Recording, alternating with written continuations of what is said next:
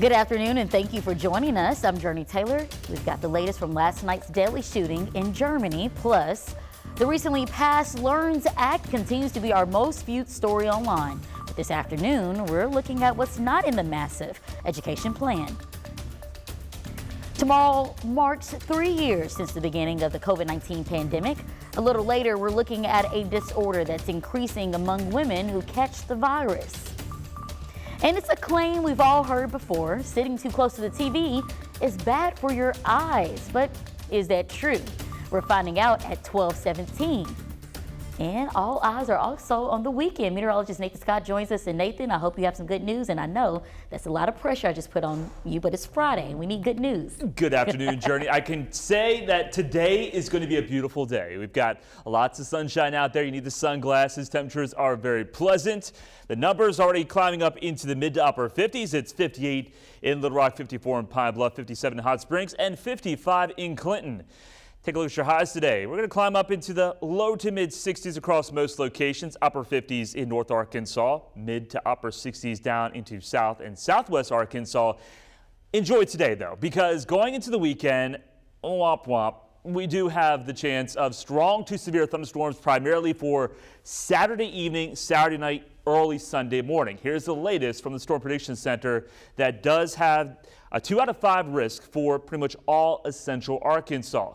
The main concerns will be large hail with a few storms that roll their way through. But I'm going to tell you this, Saturday night is going to be a noisy one because these storms are going to produce a lot of lightning and a lot of thunder. Your weekend, not a washout though. I'll have more details on the weekend forecast and also talk about some much cooler temperatures next week coming up.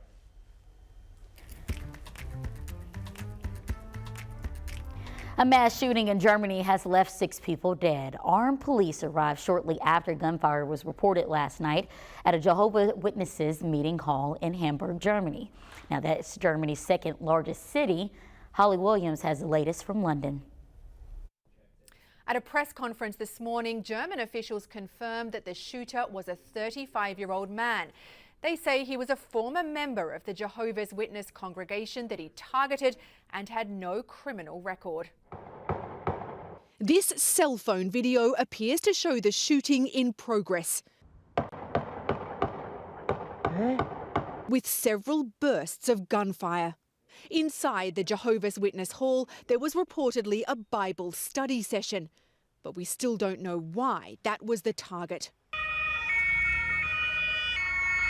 German police sealed off the area and armed officers stormed the building.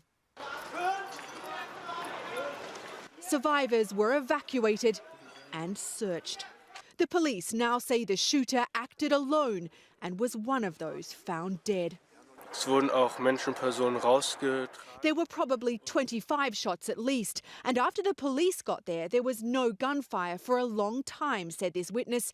Then after 5 minutes or so, there was a single shot. Ich habe auch 12 Schüsse gehört. I saw seriously injured people, dead people wrapped up in bags, said this man.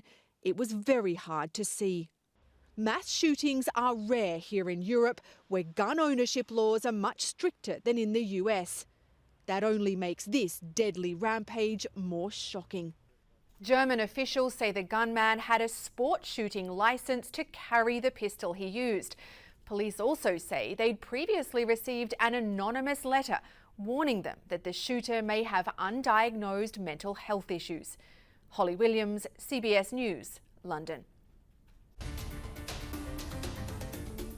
Turning now to the most viewed story on THV11.com. The LEARNS Act is now law, and for weeks, lawmakers, stakeholders, and people like you and me have been trying to get a handle on what the sweeping education proposal has in it. Now that it's in the books, THV11's Ian Russell explores some of the items that are not in there and what that means for people both for and against the plan. While students are on their way to class at Maumelle Middle School, Superintendent Dr. Charles McNulty has another subject on his mind. Obviously, just like other districts, we're anticipating a lot of information coming at us really fast. With the LEARNS Act, the 145-page omnibus education bill backed by the governor, signed by her pen Wednesday, McNulty is now awaiting a crash course of information as we head into next school year. It's set to law.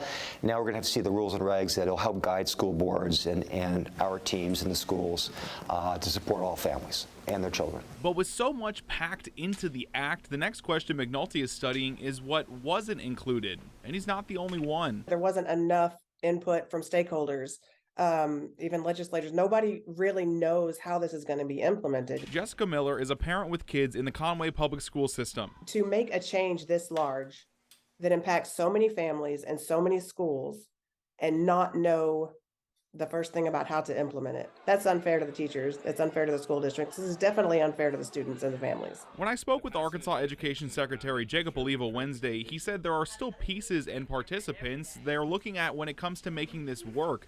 And the bill's sponsors told me they also think there are pieces that weren't included that could have been. As we focus on things like classified staff, as we focus on just the other increases in budget, that's another great step that we're going to be taking in this legislative session. Back in Maumelle, McNulty admits there are questions, but even so, all they can do is wait. It's hard again to respond to that because again we just have a framework, and then we're going to have to wait. And I know that everybody's working hard, and we appreciate that at the state level, but we're just going to have to wait and see how the policies and regulations are unfolded. In Maumelle, Ian Russell, THV 11 News.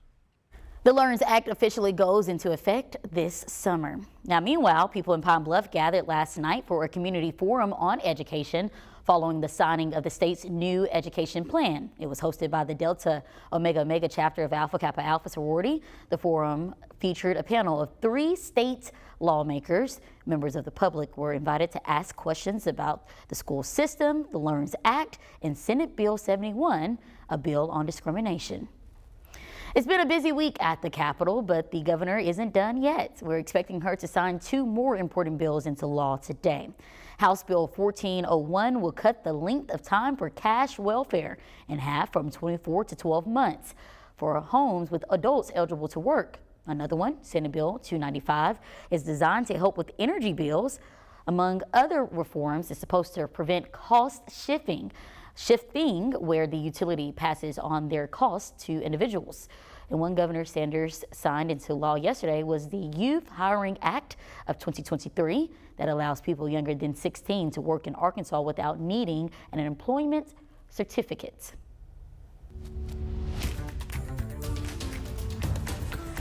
Tomorrow marks 3 years since the World Health Organization declared the COVID-19 outbreak a pandemic, and there are still many unknowns about the long-term health effects. Doctors in San Diego are investigating what appears to be an increase in debilitating condition called POTS after COVID, which usually affects women. Danya Baucus introduces us to a woman coping with the disorder. Nicole Baca was a nurse on the front lines of the pandemic. She ended up hospitalized with COVID-19 in June 2020. Since then, she's been coping with many symptoms, including heart palpitations and brain fog. I went from being a healthy woman in her 30s to being pushed into my doctor's appointments in a transport wheelchair. Baca was eventually diagnosed with POTS, postural orthostatic tachycardia syndrome. The disorder of the autonomic nervous system causes symptoms when a person goes from seated or a lying position to standing. A lot of people are dismissed as having anxiety or a psychological disorder because people are not aware of POTS. We have known for many years that POTS can occur after various viral illnesses. Dr. Pam Tao with UC San Diego Health is investigating a surge in post-COVID POTS. Estimates suggest around 1 million people have developed the condition after COVID. Treatment includes a combination of lifestyle strategies and medication. This protocol involves strength training and non-upright exercises. And then there are medications that can be used to treat POTS and lower the heart rate. Baca has done months of physical therapy and cardiac rehab. She continues to exercise and take medications. Even just from in the last year, now I feel like I'm able to do more.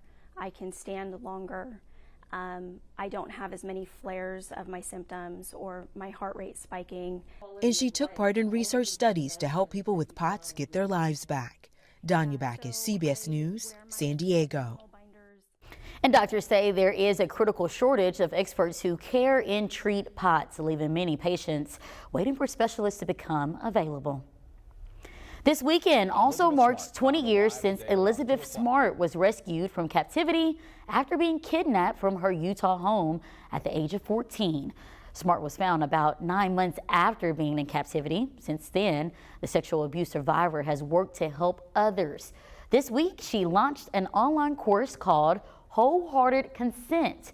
It teaches teenagers in relationships how to stop unwanted advances from their partners before they happen. In other news, there are strong signals that Donald Trump could soon be charged with a crime.